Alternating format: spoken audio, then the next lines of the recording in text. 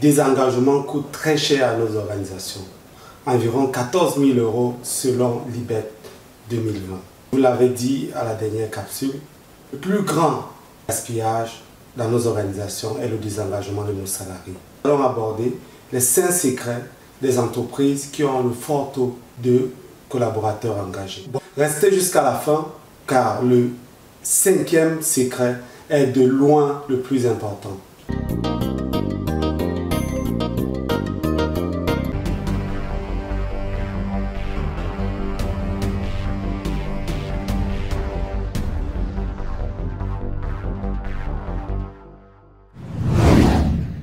Bonjour et bienvenue au débrief du Lean. Votre capsule qui décrypte, analyse et questionne l'activité du Lean dans le monde.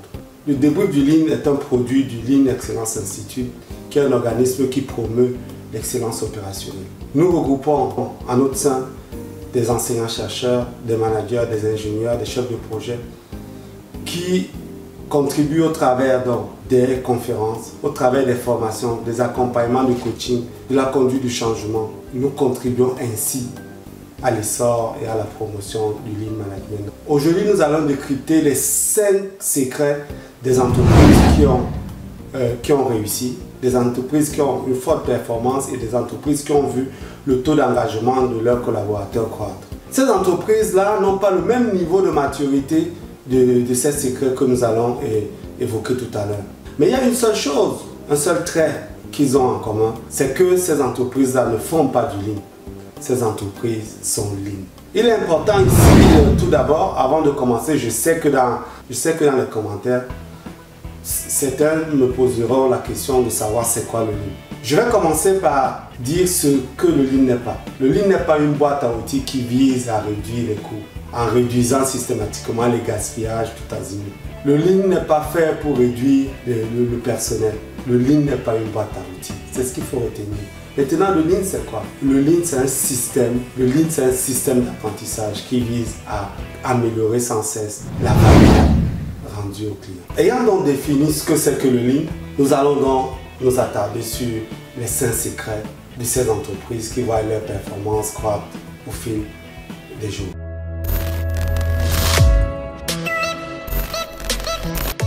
Premier secret des entreprises qui voient leur taux d'engagement croître, c'est que ces entreprises ont installé une culture et une philosophie long-termiste. Ces entreprises se projettent dans l'avenir et se donnent des objectifs quantifiables, des objectifs et s'attellent à les atteindre. Ainsi, ces entreprises vont donc communiquer, promouvoir la vision stratégique de leur entreprise. Prenons l'exemple de Kishiro Toyota, qui en son temps déclarait que Toyota devrait rattraper les États-Unis dans 3 ans. Même si ça a pris 5 années, ils ont réussi à rattraper.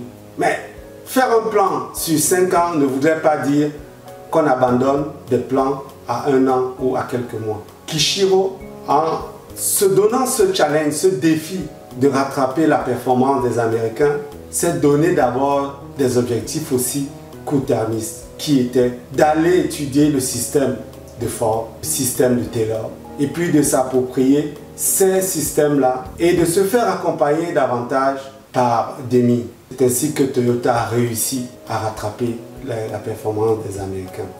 Donc Toyota s'est fortement appuyé sur le Fordisme, sur le Taylorisme pour bâtir le toyotisme. Et quand j'ai dit se donner une base, se donner des challenges, se donner des défis dans le futur, il ne s'agit pas d'un discours vain. Malheureusement, on a tendance à voir des entreprises qui disent voilà, ma vision c'est devenir leader de mon marché. C'est une vision creuse. Dans la vision, il faudra être le plus précis possible, même si la phrase n'est pas très longue. D'ailleurs, dire atteindre 55% de part de marché dans 5 ans. Et là, on a des données quantifiables, on a des données factuelles qui nous aident à nous projeter vers le futur. Et pour cela, les entreprises gagneraient à communiquer, à promouvoir cette vision. Pourquoi je dis ceci? Je me rappelle dans les formations que je donne d'habitude, quand j'ai en face de moi des managers qui viennent d'une même entreprise, je leur distribue des post-it et je leur demande de nous communiquer la vision, les valeurs de leur entreprise. Malheureusement, dans 75% des cas, ces managers-là ne restituent pas la même vision prônée par l'entreprise. C'est donc un déficit dans ces entreprises-là, ou alors un tort de ne pas communiquer la vision. C'est en cela que les collaborateurs vont se reconnaître et vont davantage s'engager. Ce challenge, cette vision va donner du sens à l'activité du manager, du N-1 et jusqu'au manager de proximité. Le deuxième secret de ces entreprises qui voient leur taux d'engagement croître, c'est le respect. Le respect des standards. Le standard étant ici la meilleure façon de faire à un instant donné. Ces entreprises s'attellent à respecter ces standards qui sont la base même de l'amélioration continue. Tant que vous n'avez pas figé un process, vous ne pouvez pas apprendre de ce process.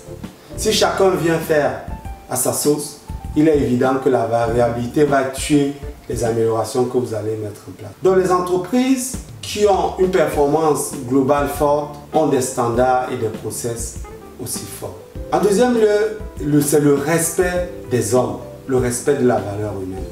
Ça passe par garantir la sécurité, l'employabilité des collaborateurs, des salariés. Respecter la vie de l'autre, accepter que nous soyons différents et que nous venions de divers horizons, s'accepter et cheminer vers l'avant.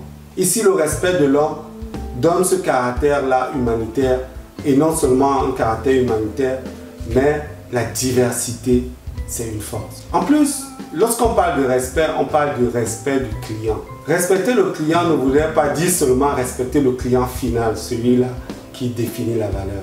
Respecter le client, c'est respecter le client du process aval. Il est question ici d'installer une culture du client fournisseur et de faire ce que j'ai dit dans la précédente capsule, dans le premier débrief. La non-qualité, ne pas l'accepter, ne pas la produire, ne pas la transmettre. Ici donc, le bon processus donnera forcément le bon produit. Ainsi, nous garantirons le respect de nos clients.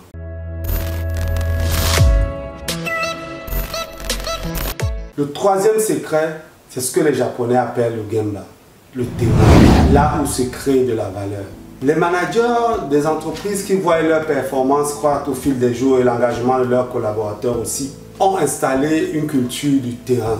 Les problèmes ne se résolvent pas dans les bureaux. Il est question ici, dans cet état d'esprit du terrain, d'aller s'imprégner des réalités pour accompagner les équipes à l'atteinte de leurs objectifs. Ainsi, nous préconisons dans ce cadre-là que le terrain soit ciblé, le terrain soit organisé, soit planifié. Ce n'est pas un fait du hasard. Ce n'est pas le fait de se lever le matin parce qu'on a demandé à un manager de faire son gemba ou alors d'aller sur le terrain tout le temps. Chaque matin, il se lève, il va, il dit bonjour, on le voit faire 10 000 tours dans l'atelier. Il passe, quand il est content, il dit bonjour, quand il n'est pas content, basta. Non, il ne s'agit pas de cela. Nous préconisons pour un manager de proximité de faire au moins 3 tours de terrain. Le premier tour de terrain constitue à prendre contact avec ses collaborateurs, de s'imprégner des réalités du terrain, de voir s'il ne leur manque absolument rien qui pourrait entraver la conduite ou alors qui pourrait entraver l'exercice de leurs fonctions. Le deuxième tour de terrain sera réservé à la vérification ou alors à l'évaluation de l'état d'avancement des problèmes qui ont été relevés par le cadre d'avant ou l'équipe d'avant, de voir si ces problèmes-là n'affectent pas les collaborateurs et de les aider et d'aider ces collaborateurs-là à la résolution de ces problèmes. Le troisième tour de terrain est réservé à l'évaluation de la performance de la journée. Est-ce que les objectifs ont été atteints? Quels ont été les aléas? Quels ont été les facteurs limitants? Ainsi, le manager va préparer la passation de service avec son collègue d'après. Entre ces 3 tours de terrain, il prendra le temps de faire un entretien individuel à 1 ou 2 salariés suivant son scope et la dimension, suivant la dimension de son périmètre. Il prendra le soin de faire un entretien de 20 à 30 minutes avec des collaborateurs qui rencontrent des difficultés. Ainsi, le manager n'attendra pas une année, c'est une aberration. Vous êtes un manager, vous avez vos collaborateurs, vous êtes avec eux au quotidien, vous attendez une année pour faire un entretien annuel. Alors nous préconisons que le manager ait un instant réservé à ce genre d'exercice et se rapprocher davantage de ses collaborateurs, de partager leur quotidien.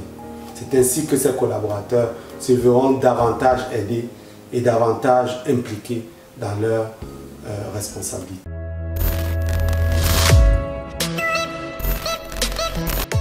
Quatrième secret, c'est le Kaizen.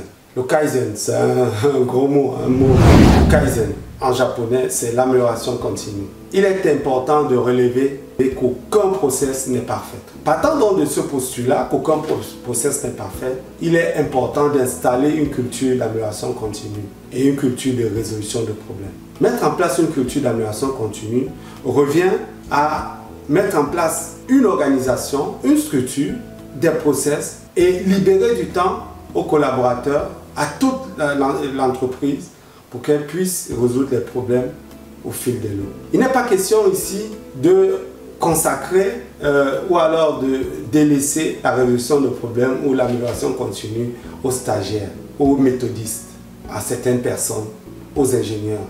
Le Kaizen est une affaire de tous. La résolution de problèmes c'est une affaire de tous. Ainsi que vous soyez DG, que vous soyez manager de proximité, que vous soyez opérateur, les chantiers Kaizen devraient être un socle pour vous, un socle d'apprentissage. Ainsi, on va s'appuyer sur le PDCA, la route de Deming, pour davantage asseoir cet esprit-là d'apprentissage, en espérant devenir plus tard une entreprise apprenante.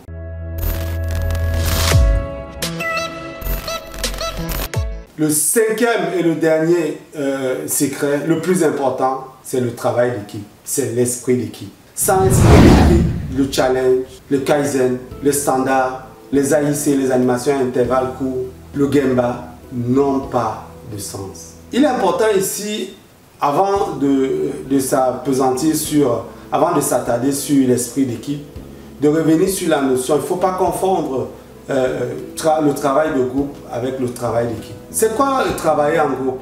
Je me souviens quand j'étais étudiant dans notre école d'ingénieurs, on avait des visites d'entreprise et il fallait restituer tout ce qu'on avait visité dans ces entreprises-là. On est 10, on a un chef de projet, on se répartit les responsabilités. Voilà, Jean va en supply chain, Romain va en RH, on se répartit les départements et bien voilà, on fait la visite.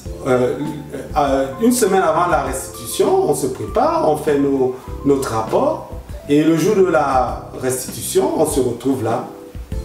Le chef de projet introduit, chacun parle, moi je parle de la supply chain, les camarades parlent de leur partie. Et puis à la phase question-réponse, quand on pose une question qui a trait à la qualité, on regarde notre collègue, notre camarade qui a été dans ce département-là. On attend qu'il réponde. Et là, effectivement, on travaillait en groupe. Maintenant, travailler en équipe, c'est quoi? C'est d'abord se supporter, s'accepter les uns les autres, s'entraider. Alors, la meilleure image, c'est celle des JO, des judokas français qui ont remporté la médaille d'or par équipe. Voyez-vous, il y a eu des hauts et des bas. Et d'ailleurs, Teddy Riner, le capitaine de cette équipe de France, a bien dit qu'il a fallu l'entraide, qu'il a fallu une solidarité forte pour arriver à remporter cette médaille. Les mots-clés dans une équipe, c'est l'entraide, la solidarité, l'équité, l'impartialité, l'empathie.